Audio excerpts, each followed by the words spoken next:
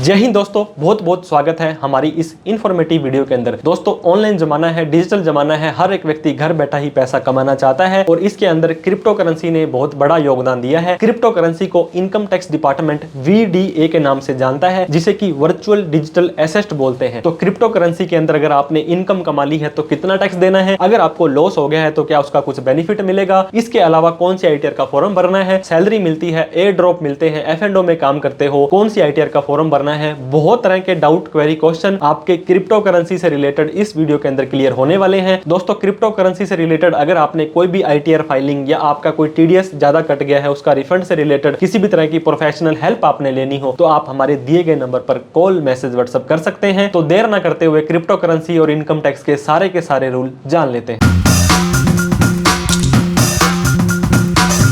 तो दोस्तों, आज हम बात करने वाले हैं क्रिप्टो करेंसी और इनकम टैक्स के रूल। क्रिप्टो करेंसी को आजकल सरकार VDA के नाम से जानती है, जिसे कि वर्चुअल डिजिटल एसेट माना जाता है। बहुत तरह के कॉइन होते हैं, बहुत तरह के एक्सचेंज होते हैं। एक्सचेंज कॉइन नहीं भी होते हैं तो भी दोस्तों P2P के माध्यम से लेन देन किया जाता है। एक व्यक्ति दूसरे व्यक्ति को क्रिप्टो करेंसी बेच सकता है, खरीद सकता है। तो इनकम टैक्स के रूल, अलग अलग तरह की इनकम अगर आप क्रिप्टो से कमाते हैं तो क्या कहते हैं, जान लेते हैं। सबसे पहला सवाल आता है दोस्तों, क्रिप्टो करेंसी इंडिया के अंदर लीगल है या इनलीगल है। हालांकि मैं आपको बताना चाह रहा था 2010 से क्रिप्टो करेंसी लगभग हम जहां से देखते आ रहे हैं ये स्टार्ट हुई थी और इसके अंदर लेन देन चालू हुआ था और 2022 तक कोई भी क्लियर गाइडलाइंस नहीं थी। सरकार तो इसको एक तरह से अपराध मानती है। अगर आप क्रिप्टो करेंसी में लेन देन करते हो तो सरकार ये मानती है कि आप बहुत बड़े गुनाहगार हो। दोस्तों, इनकम टैक्स डिपार्टमेंट बोलता है कि हमें लीगल और इलीगल का नहीं पता है। हालांकि इसको लीगली ढंग से घोषित नहीं किया गया है। इंडिया की कोई भी एक्सचेंज हो या आप बात करें कि यहाँ पे इनके जो सिक्योरिटी ट्रांजैक्शन टैक्स वगैरह भी किसी तरह के नहीं लगते हैं, लेकिन ये टैक्सेबल है। सरकार कहती है अगर इनकम कमाई है तो आपको टैक्स देना पड़ेगा। लीगल और इलीगल हम इसको नहीं जानते हैं। जो भी इनकम आप कमाते हैं क्रिप्टो करेंसी में वो ईयर वाइज चलती है। दोस्तों, जो टैक्स देना है, जो ITR भरनी है, वो फाइनेंशियल ईयर वाइज भरनी है। 1/4/24 से लेकर के 31/3/25, फाइनेंशियल ईयर 24/25, असेसमेंट ईयर 25/26। जब आपका 31 मार्च को साल खत्म हो जाता है दोस्तों, तो 31 जुलाई तक आपको इसकी ITR भरनी होती है। 31 जुलाई तक नहीं भर पाते हो तो 31 दिसंबर तक भी भर सकते हो। और इससे पहले के जो साल थे दोस्तों, 24 वाला, 23 वाला, 22 वाला और 21 वाला, इन चारों सालों की ITRU, अपडेटेड ITR, यानी कि कोई टैक्स बनता हो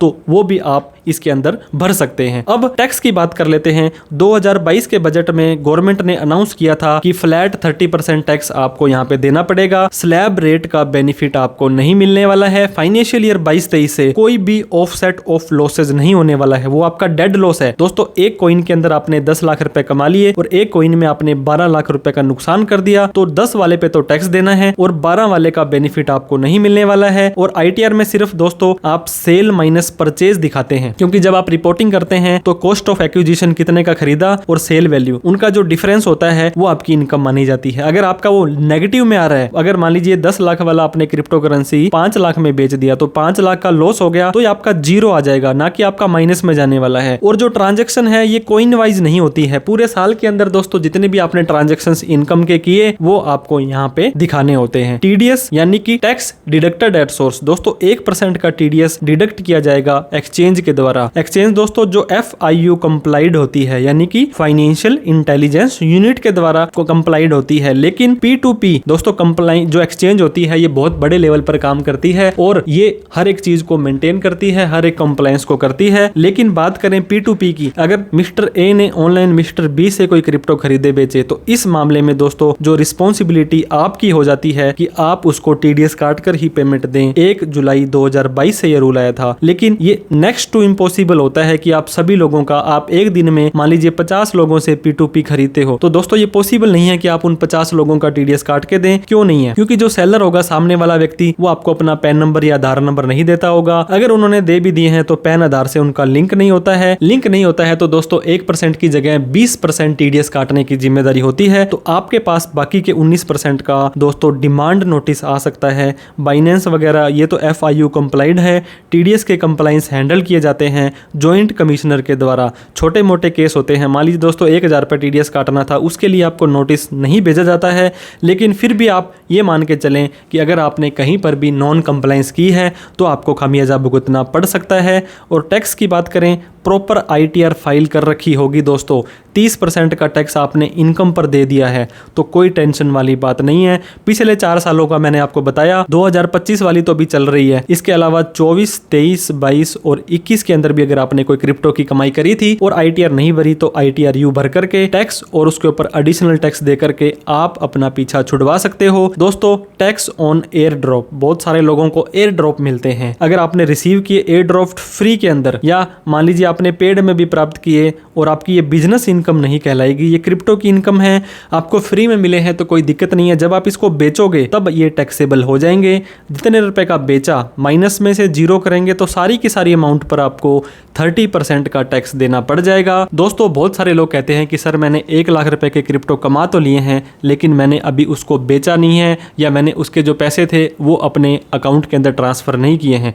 इफ इनकम अर्न, दोस्तों कमाई कर ली है क्रिप्टो से और आपने विड्रॉ किए हैं, मान लो किए या नहीं किए हैं, आप तो अगले 5 सालों तक विड्रॉ नहीं करेंगे, तो क्या सरकार 5 साल का वेट करेगी? नहीं करेगी। अगर आपने प्रॉफिट बुक कर लिया है, विड्रॉ करें या ना करें, आपको उसके ऊपर टैक्स देना पड़ जाएगा। Tax is on transfer of crypto, जब आप सेल करेंगे जब भी आपको टैक्स देना है, विड्रॉ का कोई मैटर नहीं है। दोस्तों, INRI और USD एक करेंसी है, जैसे कि इंडियन रुपीज या USD, लेकिन USDT एक कॉइन है, ये आपकी करेंसी नहीं है।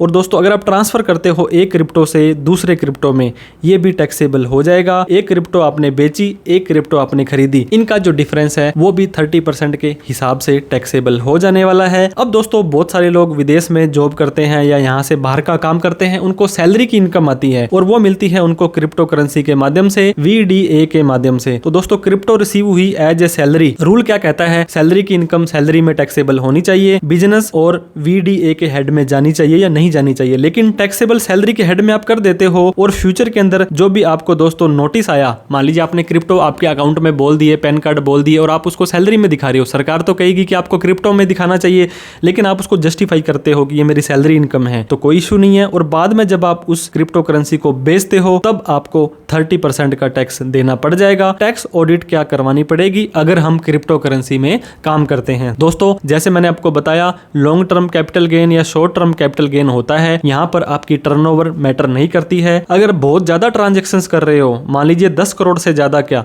तो नॉर्मल जो अगर आपकी सेल है तब तो टैक्स ऑडिट करवानी होती है, लेकिन अगर आपका बिजनेस इनकम ही नहीं है तो टैक्स ऑडिट एप्लीकेबल नहीं होगी। सिर्फ VDA के हेड में इनकम दिखानी है, एक्सपेंसेस को आप क्लेम नहीं कर पाएंगे। आपको दोस्तों ऑडिट भी करवा लोगे तो भी आपको फ्लैट 30% टैक्स देना है। सिर्फ और सिर्फ परचेज के ही खर्चों की छूट मिलेगी, उसके अलावा और कोई क्लेम नहीं मिलने वाला है। बहुत सारे लोग कहते हैं कि सर हम तो F&O के अंदर काम करते हैं, जहां पे हमने किसी भी कॉइन की जो डिलीवरी नहीं ली है।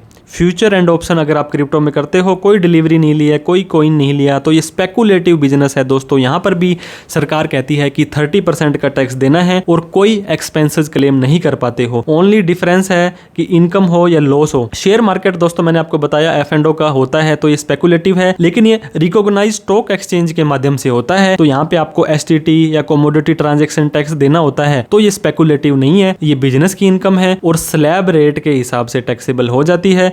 लेकिन दोस्तों F&O के अंदर कोई STT नहीं है, कोई गवर्नमेंट के टैक्स नहीं है, तो ये ना ही रिकॉग्नाइज्ड स्टॉक एक्सचेंज के माध्यम से की गई है, इसीलिए ये बिजनेस की इनकम नहीं है और बिजनेस के एक्सपेंसेस आप इसके अगेंस्ट में क्लेम नहीं कर पाएंगे। 30% का फ्लैट टैक्स देना पड़ेगा। दोस्तों, एक कॉइन से दूसरे कॉइन को खरीदना या बेचना, purchase one coin from another coin, जैसे मान लीजिए BTC खरीदा और USDT को बेचा, तो आपको क्या करना पड़ेगा? दोनों ही व्यक्ति, जो सामने बेचने वाला है दोस्तों वो भी TDS काटेगा, क्योंकि ये P2P के माध्यम से अगर हुआ है तो बोथ हैव सोल्ड कॉइन, तो परचेजर है वो दोस्तों TDS डिडक्ट करेगा और इनके डिफरेंस के ऊपर भी आपको इनकम टैक्स देना पड़ सकता है। ITR भरनी कब जरूरी हो जाएगी? यूजुअली दोस्तों बेसिक एग्जम्पशन लिमिट होती है, 5 तरह की इनकम होती है, सैलरी की, रेंट की, कैपिटल गेन की, बिजनेस की और अदर सोर्स की। ओल्ड में 2.5 लाख से ज्यादा और न्यू में 3 लाख से ज्यादा होती है, तब आपको दोस्तों ITR भरनी जरूरी है। लेकिन VDA की इनकम है, क्रिप्टो करेंसी की इनकम है, तो आपको चाहे 1 रुपए की भी इनकम हो रही हो तो भी ITR भरनी जरूरी हो जाएगी, क्योंकि जब आपको कोई टैक्स की छूट ही नहीं है तो आपको यहाँ पे ITR भरनी पड़ेगी। कौन सी ITR का फॉर्म भरना है आपको पता होगा। ITR 1 2 3 4 5 6 7 तक होते हैं। तो क्रिप्टो करेंसी